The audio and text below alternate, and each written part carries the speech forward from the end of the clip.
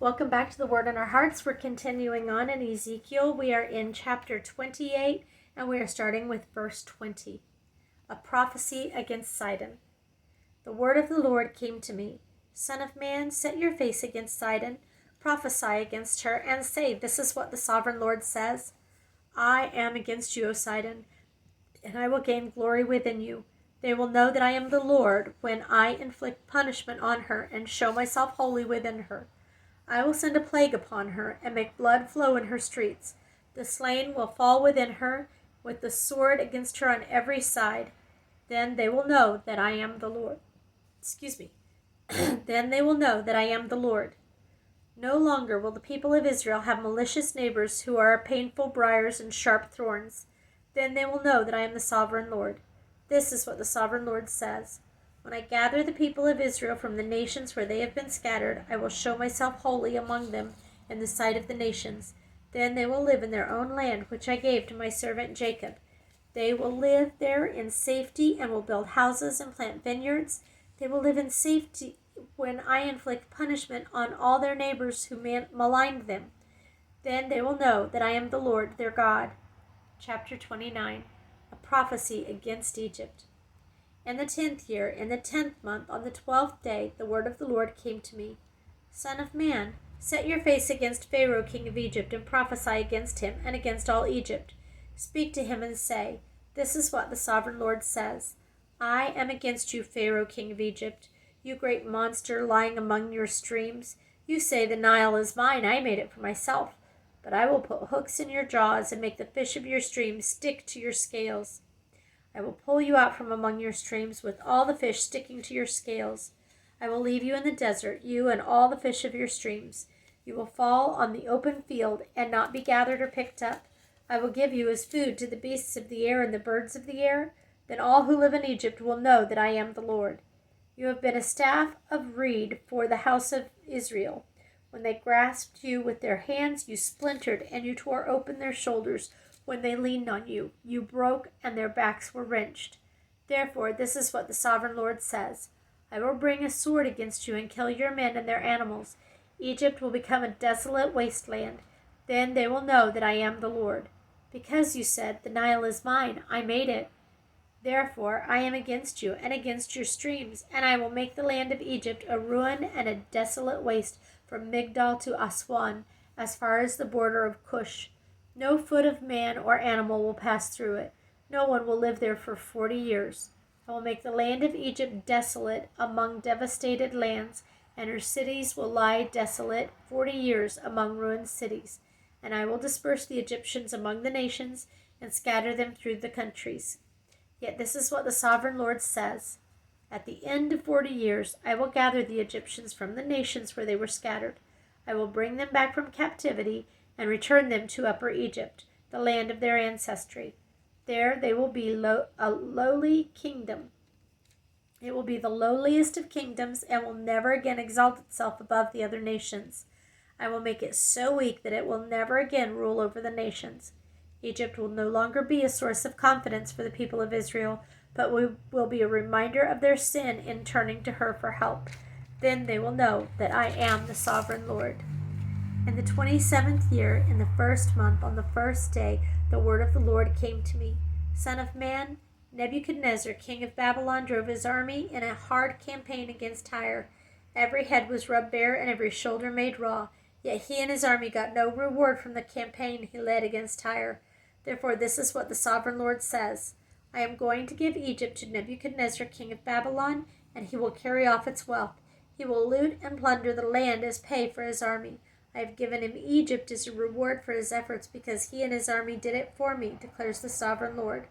On that day I will make a horn grow for the house of Israel, and I will open your mouth among them. Then they will know I am the Lord. Chapter 30. A lament for Egypt. The word of the Lord came to me.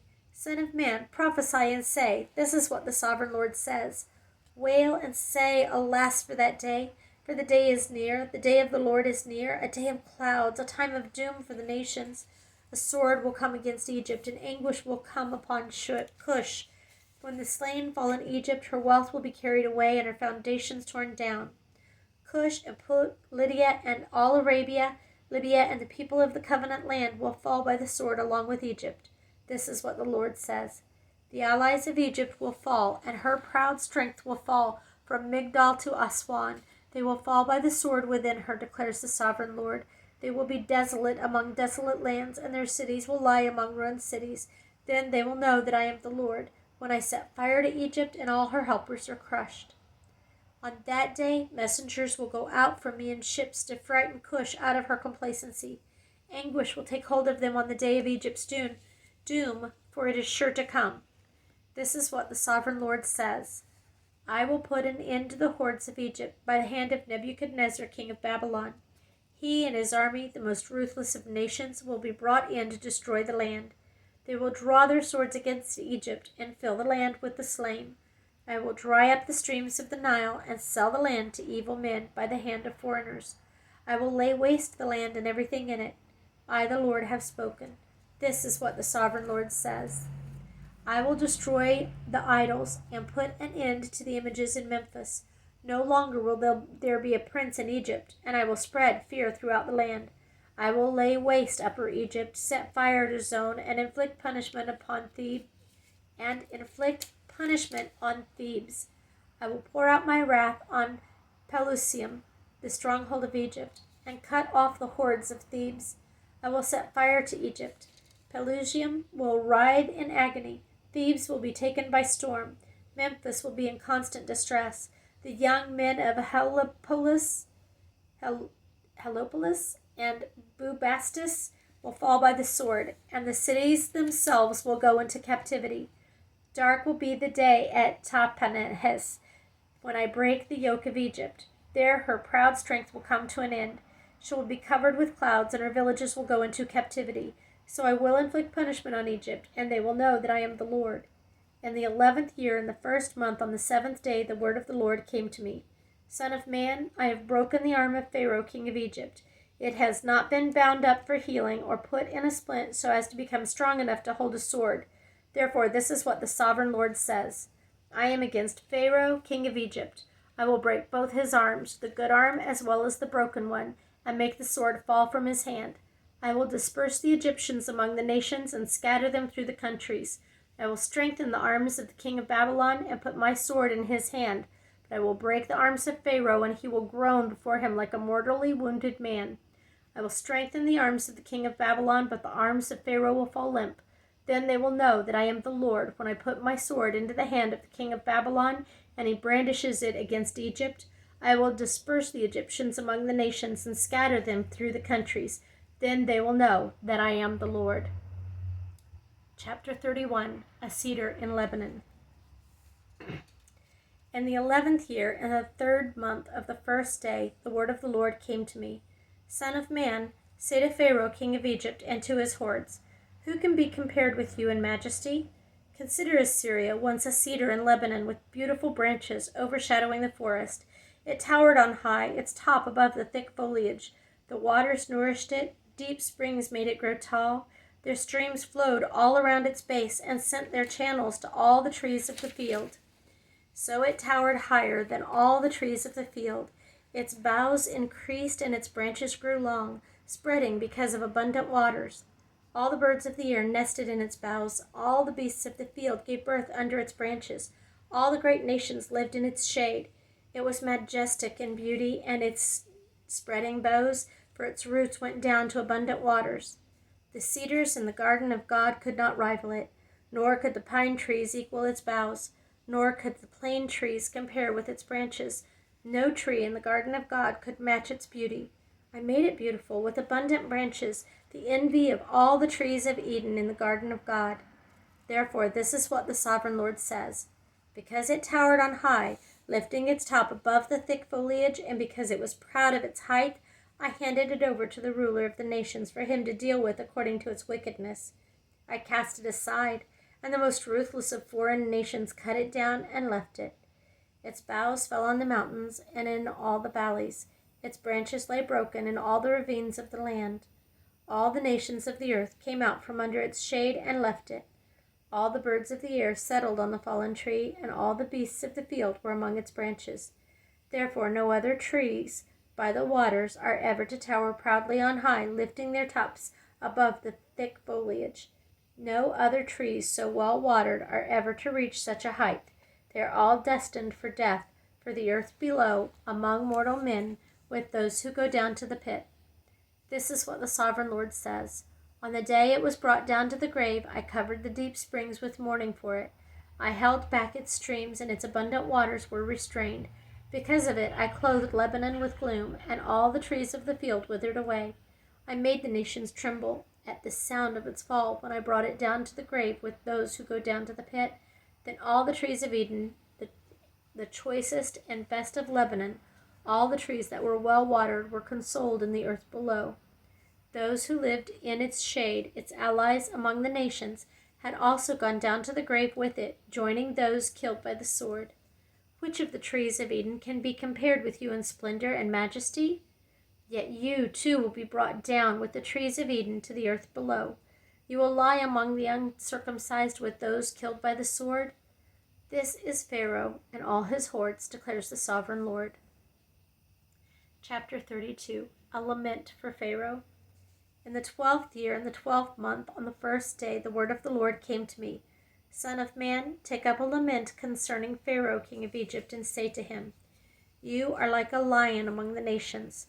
You are like a monster in the seas, thrashing about in your streams, churning the water with your feet, and muddying the streams. This is what the Sovereign Lord says. With a great throng of people I will cast my net over you, and they will haul you up in my net. I will throw you on the land and hurl you on the open field. I will let all the birds of the air settle on you, and all the beasts of the earth gorge themselves on you. I will spread your flesh on the mountains and fill the valleys with your remains. I will drench the land with your flowing blood all the way to the mountains, and the ravines will be filled with your flesh. When I snuff you out, I will cover the heavens and darken the stars. I will cover the sun with a cloud, and the moon will not give its light. All the shining lights in the heavens I will darken over you. I will bring darkness over your land, declares the Sovereign Lord. I will trouble the hearts of many peoples when I bring about your destruction among the nations, among the lands you have not known. I will cause many peoples to be appalled at you, and their kings will shudder with horror because of you when I brandish my sword before them. On the day of your downfall, each of them will tremble every moment for his life. For this is what the Sovereign Lord says. The sword of the king of Babylon will come against you. I will cause your hordes to fall by the swords of mighty men, the most ruthless of all nations. They will shatter the pride of Egypt, and all her hordes will be overthrown. I will destroy all her cattle from beside the abundant waters, no longer to be stirred by the foot of man or muddied by the hoofs of cattle. Then I will let her waters settle and make her streams flow like oil, declares the Sovereign Lord. When I make Egypt desolate and strip the land of everything in it, when I strike down all who live there, then they will know that I am the Lord. This is the lament they will chant for her. The daughters of the nations will chant it. For Egypt and all her hordes they will chant it, declares the Sovereign Lord. In the 12th year, on the 15th day of the month, the word of the Lord came to me. Son of man, wail for the hordes of Egypt, and consign to the earth below both her and the daughters of mighty nations, with those who go down to the pit. Say to them, Are you more favored than others? Go down to be laid among the uncircumcised. They will fall among those killed by the sword. The sword is drawn, let her be dragged off with all her hordes. From within the grave the mighty leaders will say of Egypt and her allies, They have come down and they lie with the uncircumcised, with those killed by the sword. Assyria is there with her whole army. Assyria is there with her whole army. She is surrounded by the graves of all her slain, all who have fallen by the sword. Their graves are in the depths of the pit, and her army lies around her grave. All who had spread terror in the land of the living are slain, fallen by the sword. Elam is there with her hordes around her grave. All of them are slain, fallen by the sword. All who had spread terror in the land of the living went down uncircumcised to the earth below. They bear their shame with those who go down to the pit. A bed is made for her among the slain, with all her hordes around her grave. All of them are uncircumcised, killed by the sword. Because their terror had spread in the land of the living, They bear their shame with those who go down to the pit. They are laid among the slain. Meshech and Tubal are there with all their hordes around their graves. All of them are uncircumcised, killed by the sword because they spread their terror in the land of the living. Do they not lie with the other uncircumcised warriors who have fallen, who went down to the grave with their weapons of war, whose swords were placed under their heads? The punishment for the sins rested on their bones, though the terror of these warriors had stalked through the land of the living. You too, O Pharaoh, will be broken and will lie among the uncircumcised with those killed by the sword. Edom is there, her kings and all her princes, despite their power, they are laid with those killed by the sword. They lie with the uncircumcised, with those who go down to the pit. All the princes of the north and all the Sidonians are there. They went down with the slain in disgrace, despite the terror caused by their power. They lie uncircumcised with those killed by the sword, and bear their shame with those who go down to the pit. Pharaoh, he and all his army, will see them, and he will be consoled for all his hordes that were killed by the sword, declares the sovereign Lord. Although I had him spread terror in the land of the living, Pharaoh and all his hordes will be laid among the uncircumcised with those killed by the sword, declares the sovereign Lord. Chapter 33. Ezekiel, a Watchman. The word of the Lord came to me. Son of man, speak to your countrymen and say to them, when I bring the sword against a land, and the people of the land choose one of their men and make him their watchman, and he sees the sword coming against the land and blows the trumpet to warn the people, then if anyone hears the trumpet but does not take warning, and the sword comes and takes his life, his blood will be on his own head. Since he heard the sound of the trumpet but did not take warning, his blood will be on his own head. If he had taken warning, he would have saved himself. But if the watchman sees the sword coming and does not blow the trumpet to warn the people, and the sword comes and takes the life of one of them, that man will be taken away because of his sin, but I will hold the watchman accountable for his blood. Son of man, I have made you a watchman for the house of Israel. So hear the word I speak and give them warning from me. When I say to the wicked, O wicked man, you will surely die, and you do not speak out to dissuade him from his ways, that wicked man will die for his son and for his sin, and I will hold you accountable for his blood. But if you do warn the wicked man to turn from his ways and he does not do so, he will die for his sin, but you will have saved yourself. Son of man, say to the house of Israel, this is what you are saying. Our offenses and sins weigh us down, and we are wasting away because of them. How then can we live? Say to them, as surely as I live, declares the sovereign Lord, I take no pleasure in the death of the wicked, but rather that they turn from their ways and live. Turn from your evil ways. Why will you die, O house of Israel?